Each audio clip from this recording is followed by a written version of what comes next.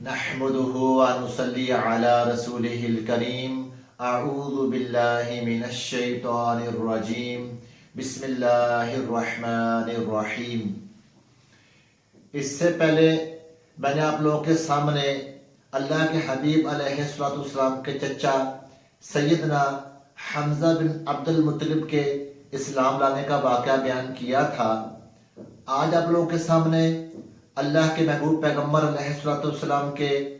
خاص دوستوں میں سے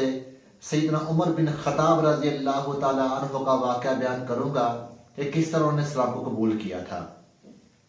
سیدنا حمزہ رضی اللہ تعالیٰ عنہ کو جو میں نے آپ لوگوں کے سامنے واقعہ بیان کیا تھا وہ مختصراً تھا، لیکن سیدنا عمر بن خطاب رضی اللہ تعالیٰ عنہ کے اسلام لانے کا جو واقعہ ہے یہ تھوڑا سا تفصیلی ہے۔ ہو سکتا ہے کہ ایک ہی لیکچر میں آپ لوگوں کے سامنے بیان نہ کر سکوں،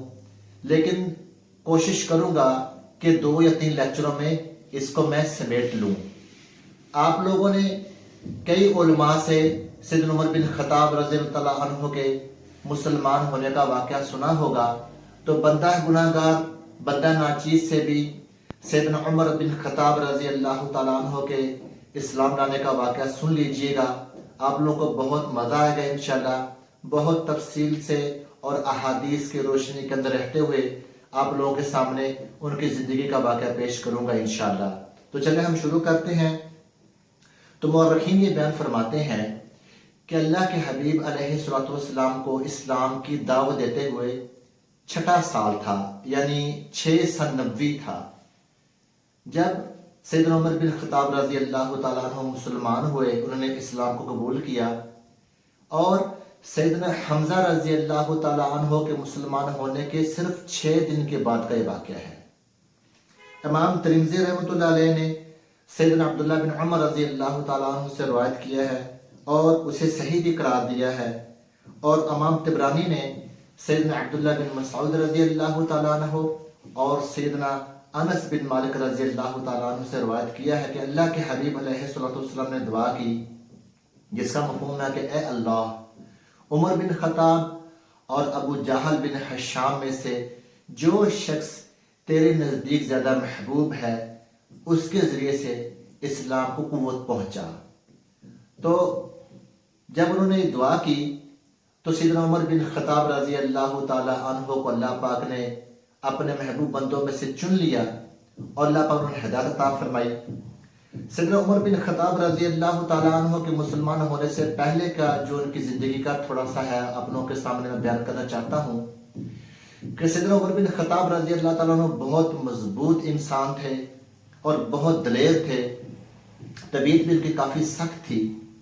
تو مسلمانوں کے کافی سخت دشمن تھے۔ جو بھی کوئی مسلمان ہوتا تو جہاں تک ان سے ہو سکتا وہ مسلمانوں کو اوپر بہت سختیاں کرتے، ان کو بہت تکلیفیں پہنچاتے، اور جو ان کے آباء و اجداد کا دین تھا، وہ جو بتوں کی پوجا کرتے تھے، ان کے رسم و رواج کو انہوں نے بہت مضبوطی سے پکڑا ہوا تھا اور اپنے آباء و اجداد کی رسم و رواج کی بہت حفاظت کرنے والے لگتے تھے۔ تو کافی ان کے اندر پختگی تھی، جو ان کے وہ نظریات تھے، جو ان کے عقائد تھے، لیکن اللہ پاک نے ان کو ہدایت دینی تھی۔ تو سیدنا عمر بن خطاب رضی اللہ تعالیٰ عنہ کی زبانی ہی یہ ہے کہ میں اللہ کے حبیب علیہ السلام کا جو دین تھا اس کے بارے میں سوچتا رہتا تھا۔ تو خود وہ اپنا ایک واقعہ بیان فرماتے ہیں جو احادیث کی کتابوں کے اندر موجود ہے۔ سیدنا عمر بن خطاب رضی اللہ تعالیٰ فرماتے ہیں کہ ایک دن ایسا ہوا کہ کسی وجہ سے مجھے رات گھر سے باہر گزارنا پڑی، تو میں حرم پاک میں تشریف لے گیا اور اللہ کے حبیب علیہ السلام وہاں پر نماز پڑھ رہے تھے، تو میں ایک طرف چھپ گیا اور اللہ کے حبیب علیہ السلام کی جو قرات تھی اس کو سن رہا تھا۔ تو آقا علیہ السلام اس وقت سورۃ الحاقہ کی تلاوت فرما رہے تھے۔ تو فرماتے جب میں نے سنا کہ اللہ کے حبیب علیہ السلام کی زبان اقدس سے، تو میں نے یہ سوچا کہ آپ شاعر ہیں۔ تو کہتے ہیں کہ جو جیسے کہ قریش مکہ کہتے تھے، الزام لگاتے تھے کہ اللہ کے حبیب علیہ السلام شاعر ہے، خود کلام بناتے ہیں، اللہ کا کلام نہیں ہے۔ تو فرماتے اتنے میں اللہ کے حبیب علیہ السلام نے یہ آیت تلاوت فرمائی، انہو لقول رسول کریم، یہ ایک بزرگ رسول کا قول ہے، وما هو بقول شاعر، یہ کسی شاعر کا قول نہیں ہے، قلیلا ما تؤمنون، تم لوگ کم ہی ایمان لاتے ہو۔ فرماتے جب میں نے یہ سنا تو میں نے کہا نہیں، یہ شاعر نہیں ہے، یہ تو کاہن ہے، نجومی ہے۔ فرماتے ابھی تک میں نے بات سوچی تھی، تو انہوں نے یہ آیت رات فرمائی وَلَا بِقَوْلِ کاہن، یہ کسی کاہن کا بھی قول نہیں ہے، قلیل ما تذکرون، تم لوگ کم ہی نصیحت قبول کرتے ہو،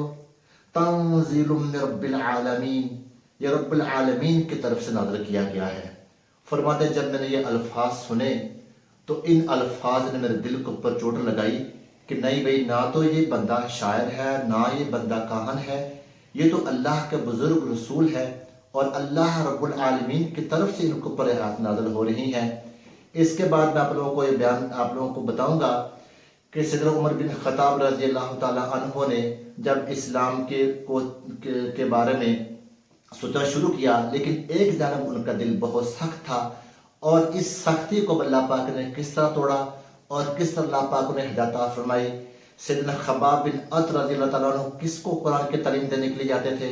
اور سیدنا عمر بن خطاب رضی اللہ عنہ کو کس نے بتایا کہ آپ کا بھائی اور آپ کی بہن مسلمان ہو چکے ہیں، اور یہ کس ارادے سے اللہ کے نبی علیہ السلام کے پاس جا رہے تھے، یہ آپ لوگوں کے سامنے میں نیکسٹ لیکچر میں بیان کروں گے انشاءاللہ۔ میرے ساتھ رہیے گا۔ جزاک اللہ خیرہ۔ السلام علیکم ورحمۃ اللہ وبرکاتہ۔